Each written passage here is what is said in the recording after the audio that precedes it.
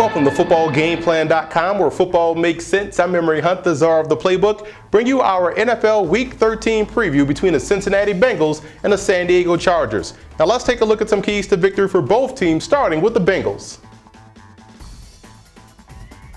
The one play the Cincinnati Bengals will see a lot of this week versus the San Diego Chargers will be the counter play. And I'm going to show you how they have to play it in order to stop that. If they can stop the counter, they can have a lot of success in stopping the San Diego Chargers offense. And I'm going to show you what they're going to do. They're going to try to run this counter downhill, strong side. I'm going to show you how they're going to block it. They're going to have the tight end try to block down. They're going to have the two guards, the guard and the tackle, try to combo block this defensive tackle. They're going to try to have the center block down. They're going to pull the backside guard around and try to have him block along with the fullback. Try to lead this guy on the outside. I'm going to show you how the Cincinnati Bengals have to play it. They have to play it they can play it however they want, but I suggest they play it this way to ensure they bottle everything back up inside to where the help is. One, you're going to have the defensive end playing the outside shoulder, playing contain, playing for the cutback of the running back. He's going this way on the counter play.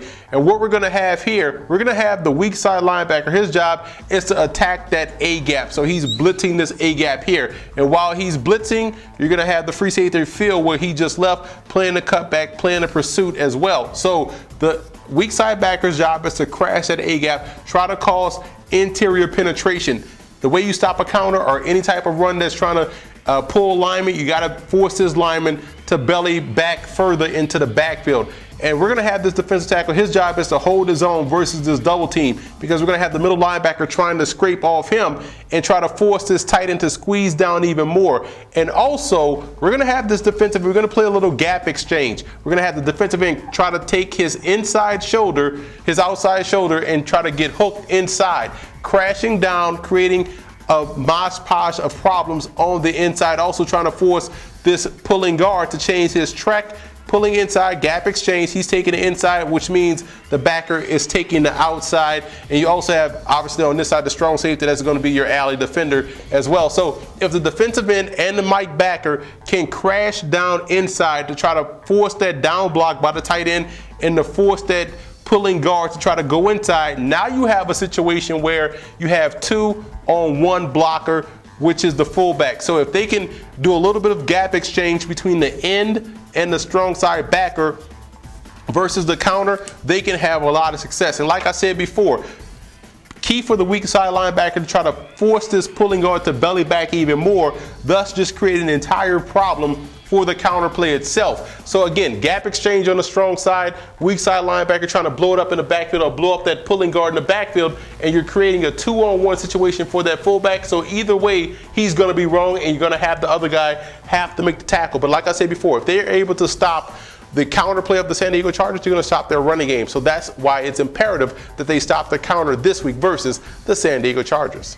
This week versus the Cincinnati Bengals, the San Diego Chargers will see a lot of spread formation, so they have to protect themselves versus those spread formations, but they still have to be able to get pressure on Andy Dalton and force a bad throw or a quick throw, which is why I think they have to go to a 3-2-6 look, which is a dime defense, but also rob the middle of the field. The reason why I love this robber defense, one, that robber denies those short crossers that you utilize to defeat the blitz, and also you're able to get 5 guys in pressure, and it's great against a team that utilize a lot of 5, maybe 7-step drops, or a team that loves to throw those quick passes. So I think this is how they can have some success, or one way they can have success. We're going to rob the middle of the field right here, taking away those quick crossers and quick routes, and you also get a guy deep down the field to help to the trip side. So you have a safety deep.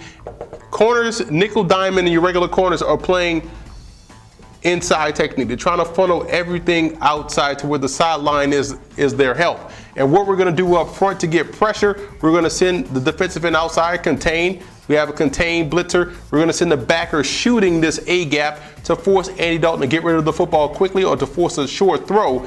And that's what you want to do when you're blitzing guys in that A gap. Now we're going to shoot the nose tackle across the face of the center, trying to push that inside shoulder of the guard, because we're also sending the backer here down the B gap. So that's how they can get pressure. 1, 2, 3, 4, 5 guys getting pressure. You're robbing the middle of the field for the crossers, and you're also playing aggressive at the line of scrimmage, trying to force everything outside. Force it outside, so that way Andy Dalton has to be consistently accurate when he's throwing the football. So this is one way. It's a 3-2-6 dime robber defense. Like I said before, I think they could have some success versus Cincinnati if they're able to get pressure and force a quick and accurate throw by Andy Dalton. Now here's some coaching points for both teams in this ball game. For the Bengals, the bye week should equal a fast start. They can't afford to get off to a slow start on both sides of the ball. They don't want to be in catch-up mode out there on the road.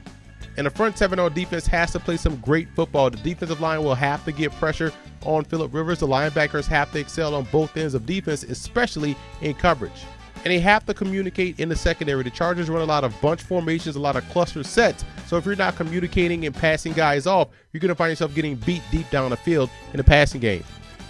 And for the Chargers in this ball game, you want to utilize those double tight end sets effectively. When you have one tight end, you're very tough to beat. If you have two guys that can cause problems, you're going to be very difficult to beat. So last week, Ladarius Green had a big game. Find ways to continue to put strain on the defense with those double tight end sets. And you want to close the door on Andy Dalton. He's a very athletic guy that wants to extend the play in the passing game by getting outside of the pocket.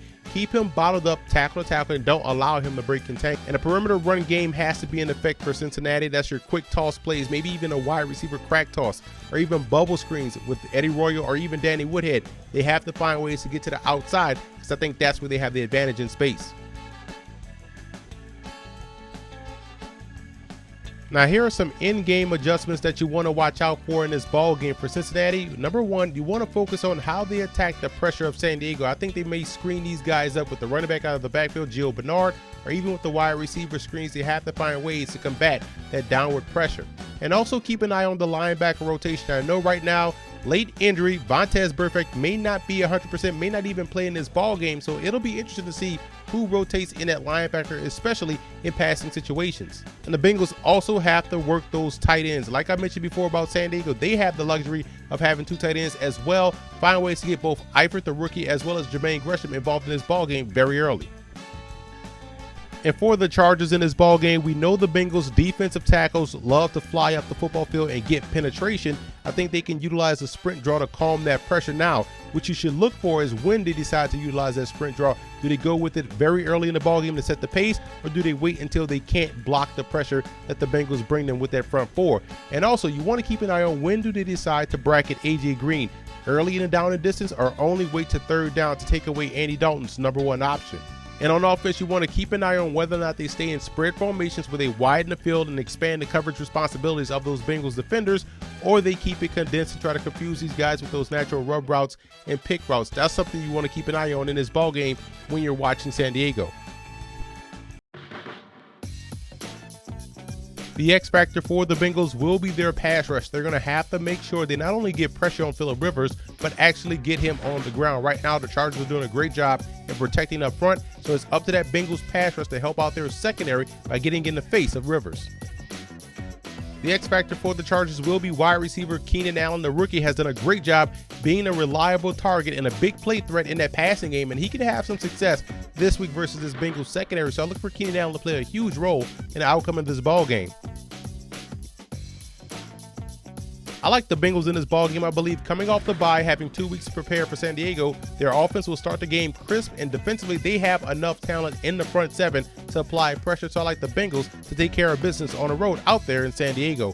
And I also want to give a huge shout out to Bengal fan forums and Charger fan forums for always showing football game plan support.